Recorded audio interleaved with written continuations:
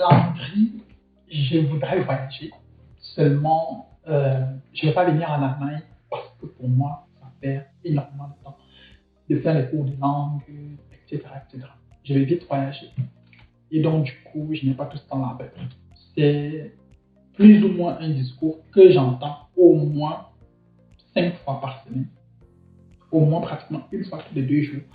Il y a quelqu'un avec qui je vais échanger qui va plus ou moins tenir ce discours-là. Je comprends, je comprends, heureusement ou malheureusement. Et c'est pour ça que j'ai décidé de faire cette vidéo pour vous dire en fait que c'est possible d'arriver en Allemagne 1 an après avoir reçu son baccalauréat, de réussir son baccalauréat. Je vais vous dire comment. Et puis, je vais partager avec vous un certain nombre d'expériences, un certain nombre de stratégies sur comment faire pour réussir son projet de voyage en 1 an seulement, pour que ça puisse aboutir. Seulement, je dis bien, ce que je vais partager avec vous, c'est ce qui passe en théorie. Maintenant, en pratique, ça va demander énormément de sacrifices. Sacrifices, motivation, objectif, vision et tout ce qui va avec. Ce sont des mots qui vont longuement revenir, plusieurs fois revenir au cours de cette vidéo, pour que tu comprennes plus ou moins ce qu'il y a lieu de faire. Venir en Allemagne est un projet de vie qui paye. C'est pour ça que moi, par exemple, lorsque l'opportunité s'était présentée à moi en 2017 de venir en Allemagne, je n'ai pas réfléchi 2 fois.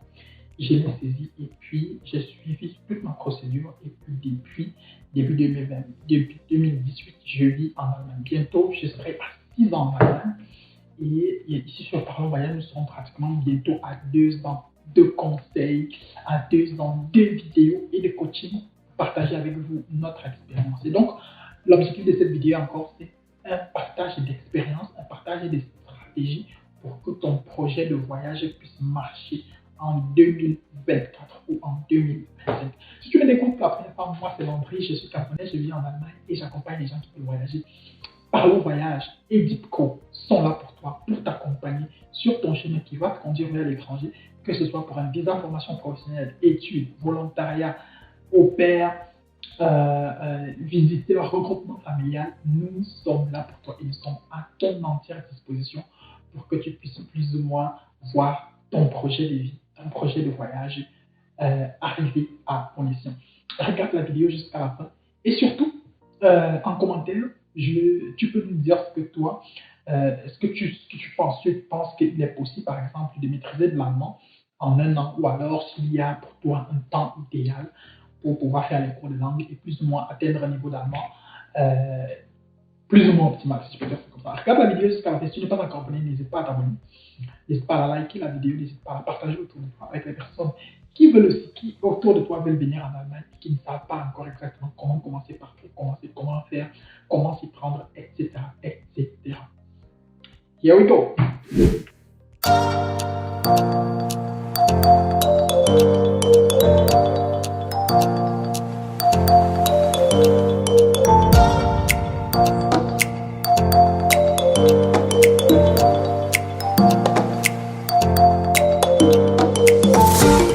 Alors, pour venir en Allemagne en 1 an, tu dois avoir des idées claires. Tu dois savoir exactement ce que tu veux venir faire en Allemagne. Est-ce que tu veux venir en Allemagne avec un visa travailleur? Est-ce que c'est un visa étudiant? Est-ce que c'est un visa volontariat? Est-ce que c'est un visa au pair? Pour ne rester par exemple, ou alors visa regroupement familial.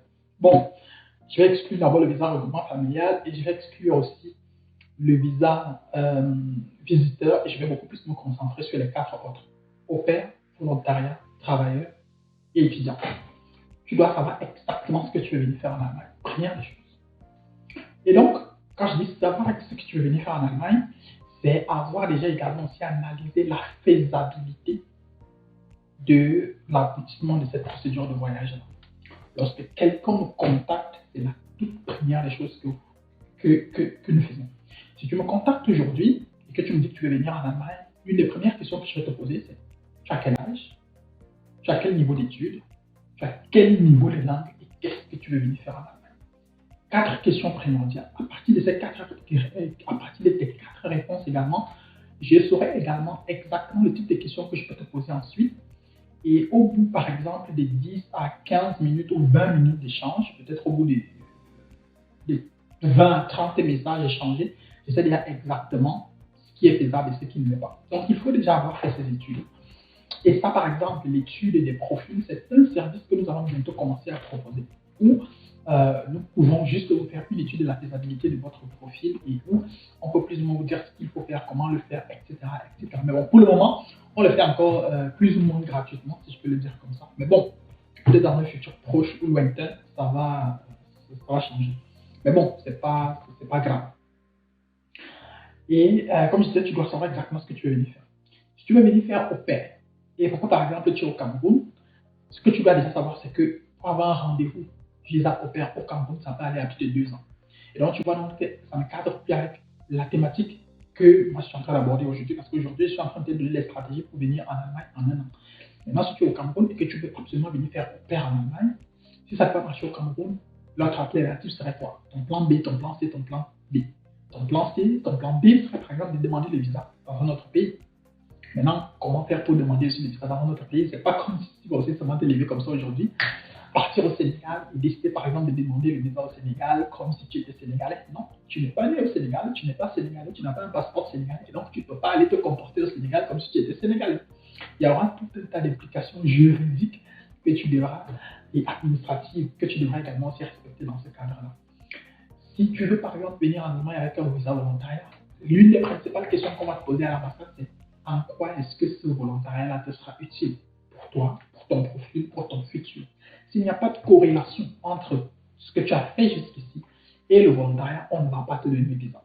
Et nous, par exemple, c'est quelque chose que nous étudions dès le départ. Si tu me contactes pour me dire que tu veux venir faire un volontariat en Allemagne, il faut que tu fasses la corrélation de façon limpide. Tu ne dois pas trop réfléchir pour voir cette corrélation-là. Parce que si je réfléchis beaucoup, déjà l'ambassade, ils vont aussi réfléchir beaucoup. Et à partir du moment où ils commencent à réfléchir, on ne va pas te donner le visa. Si tu veux venir, par exemple, en Allemagne avec un visa étudiant, et que par exemple tu viens du Cameroun, ce que tu dois savoir, c'est est-ce que tu es dans la liste A ou la liste B. Si tu es dans la liste A, alors tu peux le faire en un an. Tu peux le faire en un an. Pourquoi? Parce que dans la liste A, il est possible de gérer toute ta procédure en un an. De faire tes cours de langue, d'attendre que ton rendez-vous passe, d'obtenir tous les documents nécessaires en Allemagne pour pouvoir demander ton visa.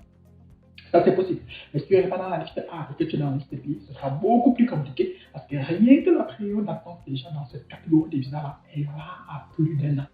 Donc, tu ne pourras pas tenir dans les délais de 1 an en question. Maintenant, peut-être tu dois essayer de tout faire pour peut-être monter dans la liste A. Maintenant, quelles sont toutes les conditions de la liste A, liste B, etc. Tu peux juste le taper sur Google et forcément, tu auras toutes les réponses que tu veux. Dans des précédentes vidéos, nous sommes longuement revenus encore sur ces différentes catégories. Si Google est peut-être long pour toi et que tu préfères les vidéos, tu peux regarder la vidéo. Tu peux scroller.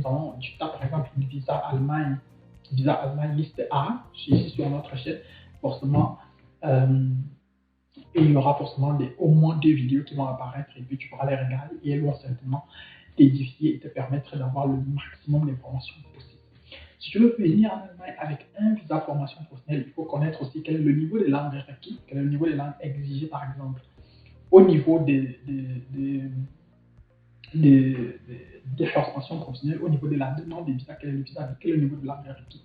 Et ça également aussi, ça peut te permettre de savoir exactement comment tu dois faire, comment tu dois t'y prendre au niveau des cours de langue. Et parlant justement des cours de langue, c'est le principal point que je vais aborder à la suite de cette vidéo. Pourquoi? Parce que les cours de langue, c'est certainement la clé de toute procédure. Si tu n'as pas un certificat de langue, si tu n'as pas le niveau de langue requis et adéquat, on ne va pas te donner le visa. Comment faire les cours de langue en un an, voire moins d'un an? C'est ce que je vais essayer de te démontrer par A plus B à la suite de cette vidéo. Alors, pour ce qui est des cours de langue, si tu veux venir en Allemagne, si tu veux venir en Allemagne un an, si tu veux arriver en Allemagne un an après avoir eu le bac, ça veut dire que quand tu finis de composer le bac, disons en juin, il faudra directement commencer avec les cours de langue. Donc ça veut également aussi dire que tu dois plus ou moins être sûr à plus de 90% de réussir ton baccalauréat. Quand tu finis ton baccalauréat, tu commences directement avec les cours de langue. Et lorsque les résultats du bac sortent, tu as déjà validé au moins le niveau A1. Et comme ça, quand le bac sort, tu es déjà en train d'entamer le niveau A2. De telle sorte que au plus tard, au mois de mars de l'année d'après, que tu aies déjà certainement composé au moins le B1 et pourquoi pas le B2. Il est possible de faire les cours de langue en moins d'un an. Ça, c'est possible. Théoriquement, c'est possible. J'ai reçu une personne, et ce que nous avons fait voyager ici sur Parle Voyage, qui nous a parlé un peu de son expérience avec les cours de langue. Elle fait tout d'ailleurs pas mal de vidéos sur les cours de langue. Elle donne pas mal d'extraits. Sa chaîne YouTube s'appelle Paola Parle Allemand. Paola Parle Allemand. Si tu ne connais pas la chaîne et que tu es intéressé par exemple sur les stratégies d'apprentissage de l'allemand, je t'invite à regarder sa chaîne. Tu vas certainement en apprendre pas mal de choses sur des stratégies vraiment pratiques concernant des exercices, que ce soit pour le B1, que ce soit pour le B2, comment se comporter, comment aborder certains sujets, comment argumenter, etc. etc. Elle produit un très bon contenu et je l'ai reçu sur Parlons Voyage. Nous avons eu un entretien dans lequel elle a partagé également aussi ses secrets, elle a partagé son expérience, ses stratégies quand elle apprenait encore l'allemand, etc., etc. Donc il est possible, théoriquement. Et donc du coup, voilà, maintenant, ce que tu dois également savoir, c'est une procédure de visa, c'est aussi le timing. Le timing de ta procédure de visa fait en sorte que lorsque tu décides de te lancer lorsque tu décides de te lancer là-dedans, il faudra que tu saches exactement comment est-ce que tu vas gérer ça. C'est pour ça que dans la première partie de cette vidéo, j'ai te parlé de savoir exactement ce que tu veux venir faire en Allemagne. À partir du moment où tu sais ce que tu veux venir faire en Allemagne, il faudra que tu maîtrises le timing pour pouvoir venir le faire. Parce que c'est ce timing-là qui va faire en sorte qu'on fasse les choses exactement comme il le faut. Pour que plus tard, on ne se retrouve pas dans une sorte de si je savais ou bien qu'on ne perdait pas un temps inutilement et un temps qu'on pourrait regretter plus ou moins devant. Maintenant, quand j'ai dit ça, je le dis pourquoi. Parce que si tu viens par exemple au Cameroun et que tu veux venir en Allemagne avec un visa étudiant, tu dois savoir que voilà, tu dois plus ou moins calculer également aussi avec la période d'attente. Parce que si tu prends par exemple, si tu demandes par exemple un rendez-vous en décembre, disons par exemple tu demandes un rendez-vous en décembre, très probablement ton rendez-vous peut tomber en octobre ou en novembre 2024. Octobre-novembre 2024, nous sommes dans une sorte de, dans ce que j'appelle généralement des angles morts. Dans les procédures de voyage, il y a ce qu'on appelle des angles morts. Les angles morts, ce sont ces périodes-là au cours de laquelle il n'est pas très recommandé d'avoir un rendez-vous. Par exemple, pour une demande de visa et tout ça. Parce que si ta demande, si ton rendez-vous pour la demande de visa, il tombe par exemple en début novembre, il est très fort probable que ton dossier ne soit pas complet. Notamment, il est fort probable que tu arrives là-bas avec une admission qui n'est pas valide. Parce que tu risques d'arriver avec l'admission du semestre d'hiver en cours, alors qu'en fait, le semestre d'hiver en question, il a déjà commencé. Et donc, du coup, tu ne peux plus prouver forcément que quand tu vas aller étudier là, tu as déjà raté tout un tas de semaines de cours, et donc tu ne peux plus les rattraper. Et il est souvent difficile en ce moment-là d'avoir une admission valable pour le semestre d'après, parce que généralement, à ce moment-là, les périodes de candidature ne sont pas encore ouvertes. Les périodes de candidature ne sont pas encore ouvertes, donc du coup, c'est beaucoup plus compliqué. Même chose pour ce qui est du visa formation professionnelle, par exemple. Lorsque nous, généralement, on recommande aux gens parfois de lancer leur procédure lorsqu'ils sont déjà, par exemple, au niveau B1. Parce que quand tu atteins le niveau B1, tu peux donc lancer ta procédure et en lançant ta procédure étant déjà au niveau B1, ça fait en sorte que, au moins avec l'équivalence, on peut terminer avec ça avant que tu ne termines avec le B2. Comme ça, quand tu termines avec le B2 et que ton équivalence est déjà là, on lance directement avec la recherche du contrat. Parfois même, il arrive que nous lancions la recherche du contrat avant que le B2 ne soit complet.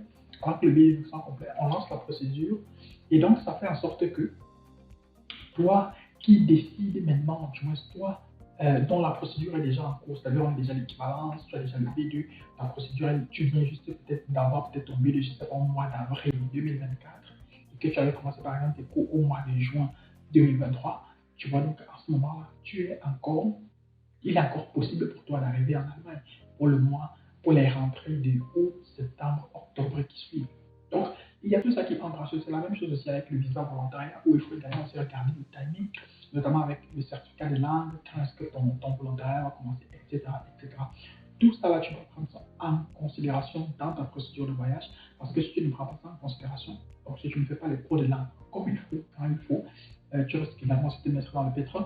Maintenant, statistiquement, plus de 90% des gens qui font les cours d'allemand ne réussissent pas toujours les 4 modules du B1 et du B2 une fois. Ça aussi, mathématiquement et statistiquement, ça c'est prouvé. Et donc, du coup, ça peut plus ou moins être quand même compliqué, mais il y a quand même des gens qui y parviennent. La question, c'est comment est-ce que ceux qui y parviennent, y parviennent. Ils ne font pas la magie. Ils s'assoient, ils apprennent, ils lisent, ils font les devoirs, ils font énormément de sacrifices. Ils savent ce qu'ils veulent, ils savent où ils vont, et donc ils se donnent les moyens pour arriver là-bas. Lorsque, par exemple, j'avais reçu Paola, ici sur Parlons Voyage, elle m'avait fait comprendre que ce soit le B1, que ce soit le B2, elle n'a jamais repris un seul module.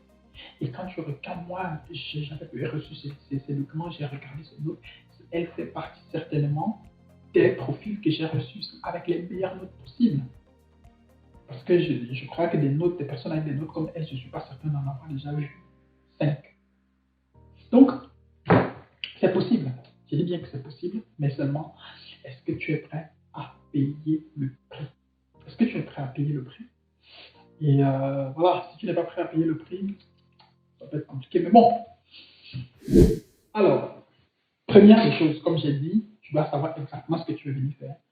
Deuxième des choses, tu dois te concentrer sur les cours de langue et avoir un bon créneau et un bon timing dans les cours de langue. Et troisième des choses, pour arriver en Allemagne, 1 an après ton baccalauréat, tu dois maîtriser toute la procédure. J'ai déjà certainement évoqué une bonne partie de ce qui rentre dans la procédure de voyage ici, du moins dans cette vidéo. Et donc, du coup, ici, en fait, il s'agit de quoi? Comme je le disais et comme je l'expliquais, c'est que si tu n'es pas dans le bon timing, ça ne va pas marcher. Si tu n'es pas dans le bon timing, ça ne va pas marcher. Tu dois faire très, très attention. Il y a beaucoup de personnes, par exemple, qui quittent aujourd'hui le Cameroun pour aller, par exemple, faire des demandes, pour aller demander le visa dans des pays comme la RDC, le Bénin, le Sénégal, tout ça. Tout simplement pourquoi? Parce qu'au Cameroun, les procédures des visas, elles sont extrêmement compliquées. C'est pas facile d'avoir un rendez-vous. Et puis, même quand tu arrives dans ces pays-là, notamment à la RDC et j'en passe, il faut également aussi faire très attention parce que même là-bas aussi, il y a un timing que tu dois respecter. Nous avons fait passer 4 personnes, 4 ou 5 personnes, je ne sais plus trop exactement, ici à la RDC. Toutes ces personnes-là ont eu le visa, mais on a quand même eu des difficultés sur certains dossiers et sur d'autres, c'est passé beaucoup plus facilement, comme si c'était une lettre à la poste. Et on s'est justement rendu compte là-bas que les dossiers sur lesquels nous avons eu quelques difficultés avant qu'ils n'aboutissent, ce sont des dossiers, le problème il se résumait en une seule chose, en un seul mot, le timing. Timing. Donc on avait raté plus ou moins le timing, et puis le temps de rectifier, malheureusement les procédures des visas, ça ne s'écrit pas au brouillon. Dès que tu fais la moindre petite erreur, ça se fait cash. Les répercussions, elles sont là. Et il faudra payer le prix de ces répercussions. Donc, si tu ne maîtrises pas le timing, ça ne va pas le faire. C'est pour ça qu'il est important de se faire accompagner. Parce qu'au moins, lorsque tu te fais accompagner par une structure comme la nôtre, comme je le dis toujours, nous avons une expertise basée sur une expérience. Notre expérience, elle est basée sur l'ensemble des procédures que nous avons déjà gérées. Notre expérience, elle est basée sur le flux d'informations qui transitent par nous. Notre expérience, elle est basée sur ces recherches-là que nous faisons pour le bien de nos clients. C'est grâce à tout ça que nous pouvons plus ou moins garantir un certain niveau de prestation de service qui peut faire en sorte que plus d'une personne soit plus ou moins contente des résultats que nous leur apportons dans le cadre de la procédure de voyage. Aujourd'hui, en 2023, nous sommes à plus de 20 visas obtenus. Et en 2024, on espère voir ces chiffres-là doubler, pourquoi pas tripler. Et en 2025, pourquoi pas franchir la barre de minimum 100 personnes que nous faisons voyager par an. C'est possible, nous savons exactement ce qu'il faut faire. Nous avons la recette et nous sommes contents chaque fois que quelqu'un décide de nous faire confiance. Nous prenons son dossier à cœur et nous savons exactement ce qu'il y a lieu de faire, comment le faire et comment faire en sorte que la personne puisse atteindre plus ou moins le pays qu'il est en train de viser. J'espère que tu as regardé cette vidéo jusqu'à la fin et qu'elle t'aura forcément donné les armes et les outils nécessaires pour pouvoir atteindre ton objectif qui est certainement celui de quitter d'un point A à un point B. Si c'est le cas, alors tu m'envoies ravi. Et voilà, tu peux nous dire en commentaire ce que tu penses, par exemple, de l'Allemagne, des procédures en Allemagne. Est-ce que tu penses, par exemple, qu'il est mieux de venir en Allemagne ou alors beaucoup plus facilement d'aller peut-être dans un pays comme le Canada, qui semble être la destination idéale pour la plupart des personnes aujourd'hui? Est-ce que tu penses que, selon toi, il y a un créneau, une période idéale pour dire que, bon, voilà, je peux faire les cours de langue, par exemple, idéal et réaliste, ou dire que je peux faire, par exemple, des cours de langue en 1 an, en 8 mois, en 6 mois, etc. etc.